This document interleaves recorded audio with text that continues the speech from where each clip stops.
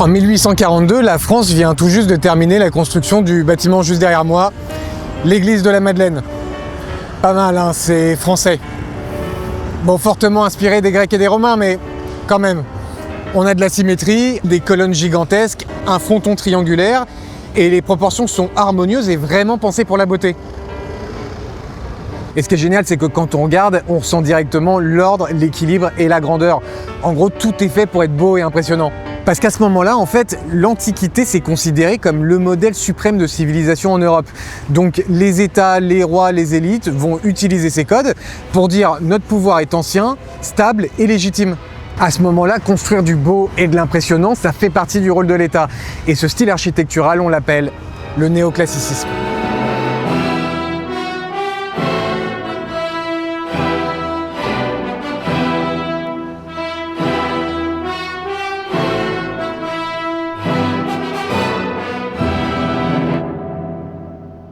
Alors ça ne veut pas dire qu'à cette époque, toute la ville est belle, hein. À ce moment-là, l'hygiène de Paris est encore très approximative, donc c'est pas forcément tout de suite la ville de l'amour. Mais en tout cas, quand il s'agit de représenter le pouvoir ou l'État, on s'inspire de l'Antiquité parce que ça nous permet de dire « nous appartenons à la plus haute tradition de civilisation ». Mais ça permet aussi d'imposer l'autorité parce qu'on impressionne. Tu sens que si tu as quelque chose à dire, bon, les mecs en face, ils ont pas l'air de rigoler, quoi.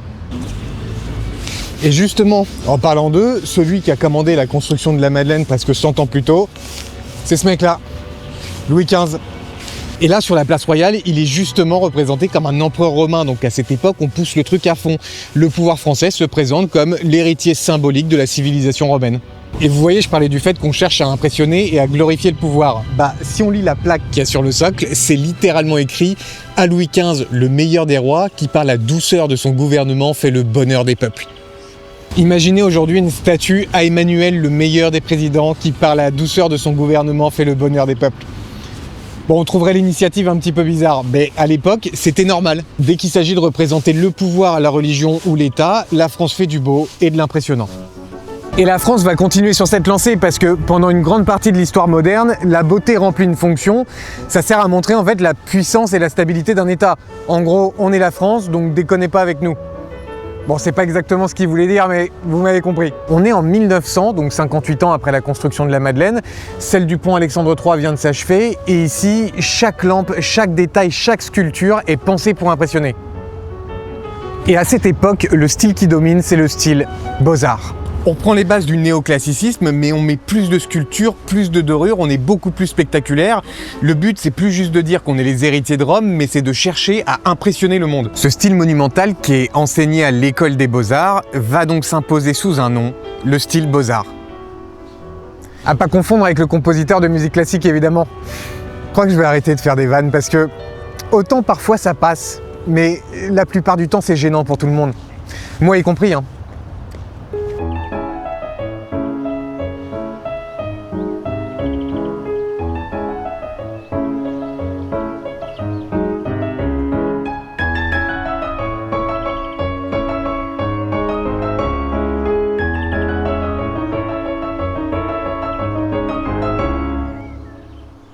Donc faire du beau qui impressionne avec beaucoup de détails, la France fait ça dès qu'elle construit pour représenter l'État, que ce soit les bâtiments officiels comme le Grand Palais juste en face, qui a été construit en 1900 lui aussi, les ponts ou même les simples lampadaires.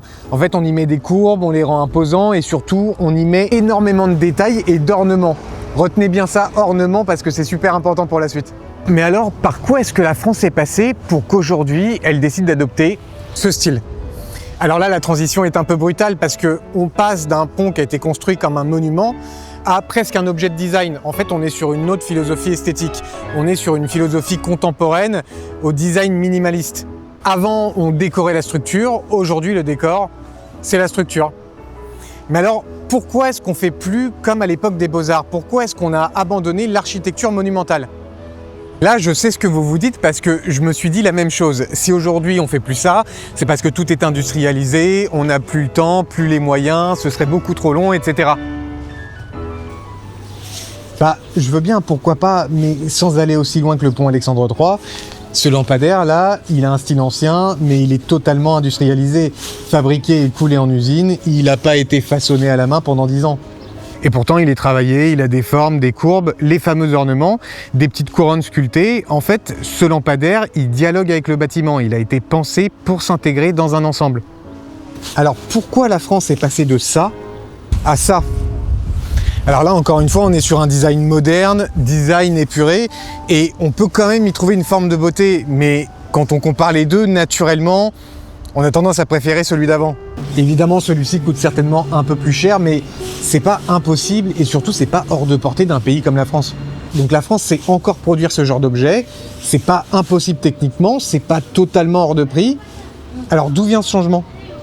Ce changement, il vient d'une idéologie qui va se frayer un chemin et finir par s'imposer à cause de deux événements majeurs que la France ne pouvait ni prévoir ni empêcher et qui vont complètement modifier son style architectural.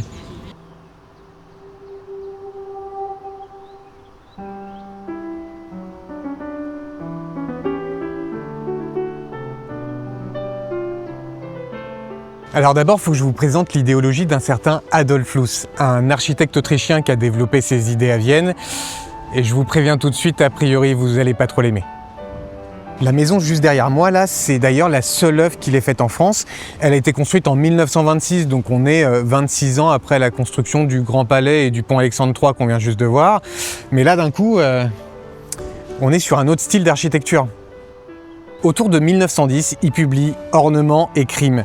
C'est une idéologie architecturale que les historiens décrivent comme racialiste et parfois sexiste. Vous allez très vite comprendre pourquoi. Selon lui, l'ornement qu'on a vu jusqu'ici, c'est un signe d'infériorité. C'est un stade primitif que l'homme blanc moderne doit dépasser. Il dit que c'est un gaspillage de matériaux, un gaspillage de travail qui retarderait l'évolution de la nation. Il prend comme exemple le peuple papou pour désigner tout ce qu'il considère comme le stade le plus bas de l'humanité et compare toute personne moderne aimant la décoration à ces populations pour les insulter. Il dit, je cite, « Le papou tatoue sa peau, son bateau, ses rames, bref, tout ce qu'il peut atteindre. » Mais ce qui est naturel chez le papou, comme chez l'enfant, devient chez l'homme moderne un phénomène de dégénérescence. Plus loin, il qualifie même ceux qui s'adonnent à l'ornement de criminels et de dégénérés. Il sert du peuple papou pour dire « Regardez, si vous mettez de la décoration sur vos immeubles, vous agissez comme des sauvages d'Océanie. » Alors petite info, en réalité la culture papou c'est une des plus riches du monde avec environ 800 langues différentes et leur ornement, en réalité c'est des statues, des appartenances, des histoires, des mythes. En fait c'est assez semblable à ce qu'on faisait sur nos cathédrales. En réalité, Loos ne décrivait pas une culture inférieure, il décrivait une culture qu'il ne comprenait pas. Donc là, on est au début des années 1900, il publie son idéologie, ses idées commencent à circuler un peu en France, mais en réalité, on s'en fout pas mal. Son ouvrage reste anecdotique et il n'a pas une très grande influence sur la France. Nous, on vient de terminer le pont Alexandre III qui est juste là, et la France continue de faire du beau et de l'impressionnant. Mais j'ai une mauvaise nouvelle. À ce moment-là, la France va connaître un événement qu'elle n'a pas vu venir, et surtout qu'elle n'a pas pu empêcher.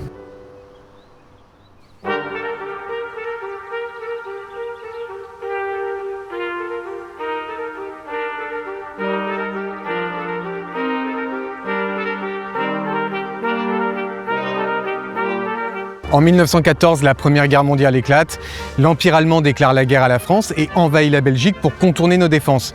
Mais il y a la bataille de la Marne en 1914 qui va freiner leur progression et marquer le début d'un long front stabilisé tout le long du nord et de l'est de la France. Alors il y a des millions de soldats qui sont mobilisés, les combats se déroulent sur plusieurs centaines de kilomètres.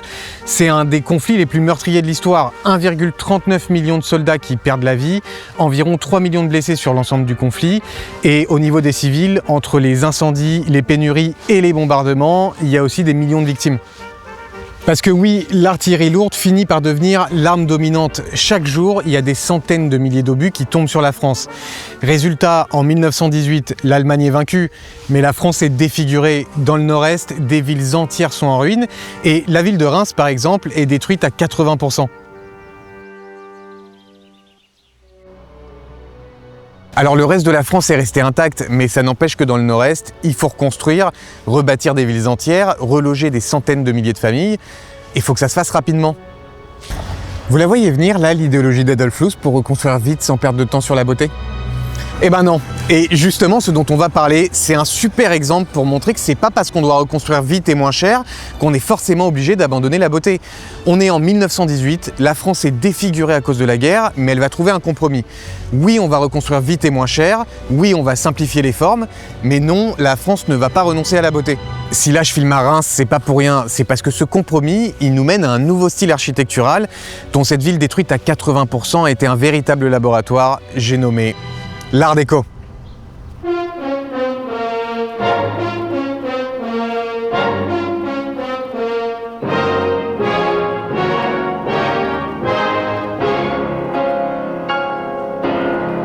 Et ce qu'il y a de bien avec l'Art déco, c'est que ce n'est pas seulement des façades, c'est aussi des intérieurs pensés pour être des œuvres totales.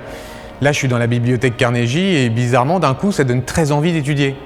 Et cette bibliothèque, c'est un exemple parfait pour montrer que l'ornement et la beauté ne sont absolument pas superflus.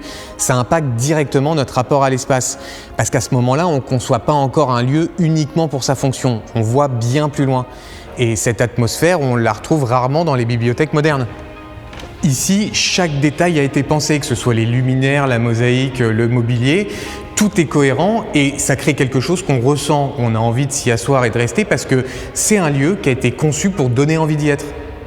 La verrière, là au plafond par exemple, qui symbolise un livre, c'est pas juste beau, ça crée une atmosphère qui nous impacte directement. Donc avec l'Art déco, on a le compromis dont je parlais. On a à la fois des matériaux modernes, donc béton, métal, verre, etc., mais toujours de l'ornement. Sauf que cette fois-ci, comparé à ce qu'on a vu avec les beaux-arts ou le néoclassique, les ornements sont plus stylisés, avec des formes géométriques plus simples et de la symétrie. C'est le compromis parfait entre la modernité et la beauté. Entre 1920 et 1930, il y a énormément de bâtiments qui seront reconstruits en style Art déco à Reims, dont cette bibliothèque Carnegie, et la France deviendra le berceau de l'Art déco dans le monde. Pas mal, hein, c'est français. Je vais la dire beaucoup de fois cette phrase dans cette vidéo, je pense. Mais là, j'ai une bonne et une mauvaise nouvelle. La bonne, c'est que l'Art déco va pas rester à Reims, il va se diffuser dans toute la France. Les bâtiments publics, les maisons, les intérieurs, etc. L'Art déco devient l'un des langages architecturaux dominants en France. Ça, c'est pour la bonne nouvelle. Maintenant, la mauvaise nouvelle, à cette époque, la France ne le sait pas encore, mais à cette échelle, c'est peut-être la dernière fois qu'elle construit pour émerveiller.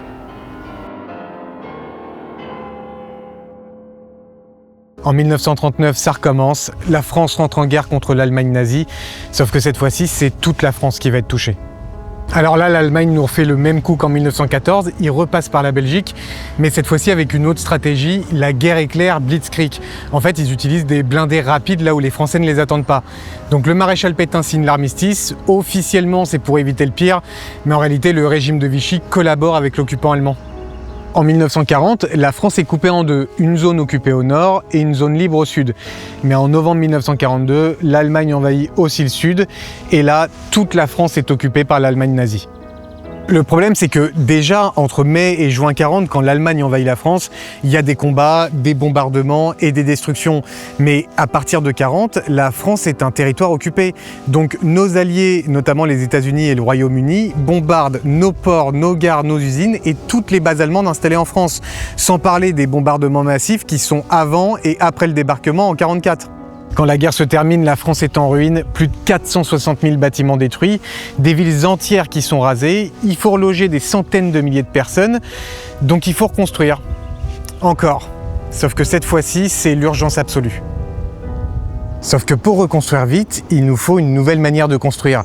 Et c'est là qu'arrive le modernisme.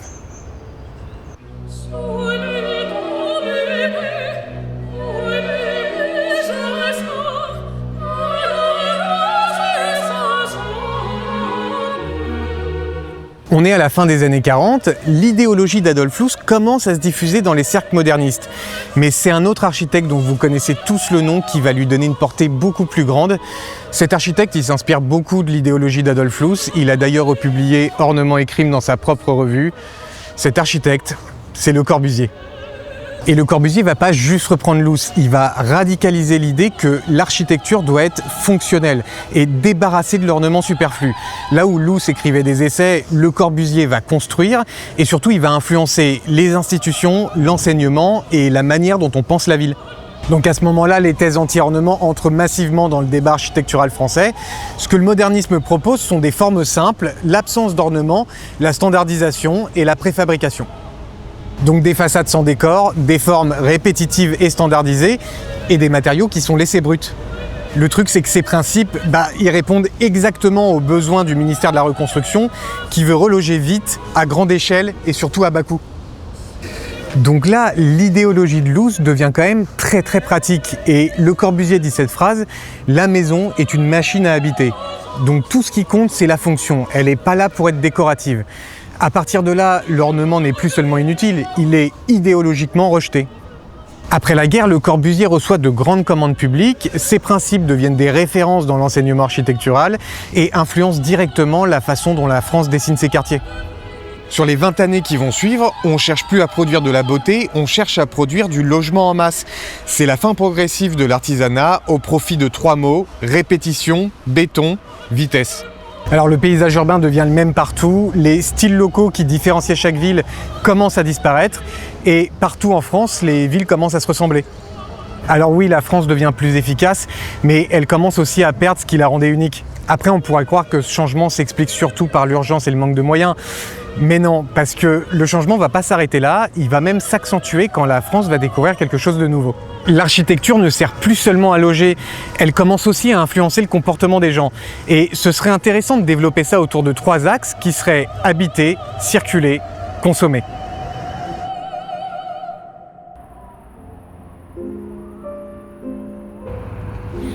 Bizarrement, j'aime bien les zones commerciales. Pas pour leur beauté, parce que clairement ici la beauté n'est pas la priorité, mais je crois que c'est pour leur fonction. C'est grand et il y a tout. Si vous vous baladez dans une zone commerciale, un jour il y a de grandes chances que vous m'y croisiez. Non bon, j'abuse un peu, mais en tout cas c'est un bon exemple de ce qui va se passer à partir des années 70. Après la guerre et jusque dans les années 70, la France va connaître une croissance économique énorme, la société de consommation explose, c'est les 30 glorieuses. Et justement, on voit que construire du beau à ce moment-là, c'est pas un problème de moyens. Le problème, il est ailleurs, c'est que cette richesse va pas être utilisée pour produire de la beauté, elle va être utilisée pour produire de l'efficacité commerciale. À ce moment-là, en parallèle, la possession de voitures explose. Le nombre de voitures augmente tellement que ça modifie carrément les modes de vie et les modes de déplacement dans les villes. Donc la grande distribution y voit une opportunité. Les gens ont des voitures, ils peuvent se déplacer, donc on construit des grandes surfaces en périphérie, là où les terrains ne coûtent rien, avec des parkings immenses et une architecture purement fonctionnelle. Là, la beauté, elle a aucune place. Et là, c'est la ville elle-même qui se transforme parce qu'en fait, elle éclate. Avant, tout était au même endroit. Les logements, les lieux publics, les commerces, etc. Et quand tout est au même endroit, t'investis dans l'espace public parce que tout le monde y passe et tout le monde le voit. Mais à ce moment, on se retrouve avec un centre-ville qui garde les vieux bâtiments, qui devient une sorte de vitrine touristique, des banlieues résidentielles autour et des zones commerciales en périphérie. Et tout ça est relié par des routes.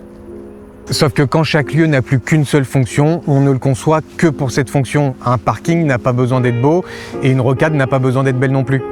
La ville n'est plus un lieu de vie, c'est devenu un réseau de déplacement qui tient autour de ces 3 fonctions: habiter, circuler, consommer.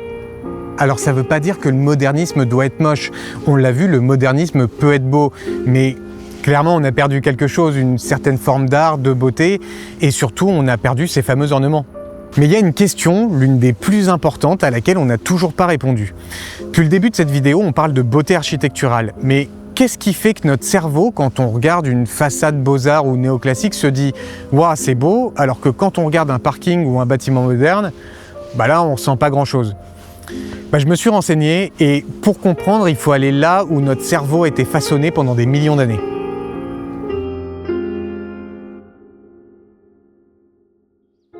En réalité, la beauté, elle était là avant nous et elle sera là encore longtemps après nous.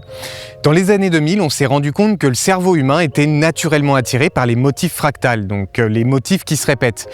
On est spontanément attiré par les fractals de dimension entre 1.3 et 1.5. En gros, sur une échelle de 1 à 2, 1 c'est une ligne droite, il n'y a rien, et 2 c'est une surface qui est tellement remplie de détails qu'elle devient complètement illisible et saturée d'informations. Entre 1.3 et 1.5, c'est le spot parfait. Il y a assez de complexité pour que le cerveau ait des choses à explorer, mais il n'y en a pas trop non plus pour pas qu'il se retrouve submergé d'infos et complètement perdu. Et hasard de dingue, c'est exactement cette complexité-là qu'on retrouve dans la nature. Et c'est aussi exactement ce que faisait l'architecture ornementée. Quand on regarde une façade Beaux-Arts ou une cathédrale, notre œil va du grand motif jusqu'au petit détail. C'est exactement la même chose que quand on regarde un arbre, du tronc jusqu'aux feuilles. En fait, l'humain, en général, a une attirance innée qui est câblée par l'évolution pour les formes vivantes et les structures naturelles. Et c'est justement ça que l'ornement architectural reproduisait, des courbes, des motifs organiques et des détails à explorer. Face à des surfaces lisses, uniformes et sans détails, il n'y a que très peu de stimulation pour le cerveau et ça génère une forme d'inconfort. Mais face à des surfaces riches en détails, ça active le système de récompense du cerveau. Maintenant qu'on a les réponses à plusieurs questions qu'on se posait au début de cette vidéo, je vais vous lire une citation d'Adolf Loos qui se trouve au dos de ce livre. Accrochez-vous bien. Mais avant ça, je voulais absolument remercier les 5000 personnes qui se sont abonnées à cette chaîne suite à ma précédente vidéo, parce que c'est complètement grâce à vous si cette vidéo que je suis en train d'enregistrer existe. Cette idée, je l'avais déjà en tête, mais je me disais ça va être trop compliqué, ça va être trop galère, t'es tout seul, t'as pas de budget, t'as juste ta caméra. C'était trop compliqué et puis je me suis dit, ouais mais là il y a 5000 personnes qui sont juste curieuses, qui sont abonnées par curiosité de se dire ça a l'air sympa, voyons ce que ce mec a montré par la suite. Et je me suis dit, rien que pour ça, ça vaut le coup. Alors, prends ta caméra, prends ton trépied, démerde-toi, trouve une façon de le faire. Alors, je vous cache pas que c'était très galère, que c'était hyper compliqué, ça là-dessus, je m'étais pas trompé, mais le but, c'était que cette idée finisse par exister. Je sais pas si on sera beaucoup à voir cette vidéo, mais en tout cas, je suis super fier du fait que cette idée existe aujourd'hui. C'est 100% grâce à vous, donc j'étais obligé de vous remercier et si vous passez par là, que vous découvrez cette chaîne, n'hésitez pas à nous rejoindre, je ne sais pas du tout où on va, mais en tout cas on y va. Passons à la citation d'Adolf Loos. D'un combat de 30 années, je suis sorti vainqueur. J'ai libéré l'humanité de l'ornement superflu. Ornement, ce fut autrefois le qualificatif pour dire beau. C'est aujourd'hui, grâce au travail de toute ma vie, un qualificatif pour dire d'une valeur inférieure. Je sais que l'humanité m'en sera reconnaissante un jour quand le temps épargné sera bénéfique à ceux qui jusqu'à présent étaient exclus des biens de ce monde. Adolf Loos.